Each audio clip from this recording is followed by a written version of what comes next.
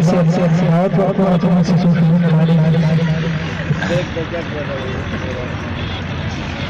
बिस्मिल्लाहिर्रहमानिर्रहीम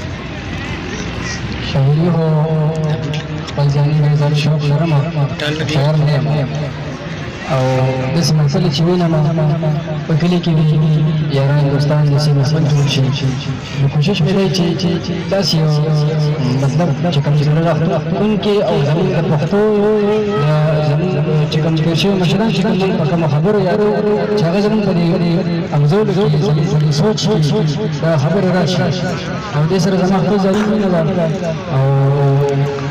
د وخت مناسبت سره به زه شروع ما چې ما یو ښکلی نوم په زور د ځانه هېر کړو ما یو ښکلی نوم په زور د ځانه هېر کړو ما یو بل د زهر له حقه تېر کړو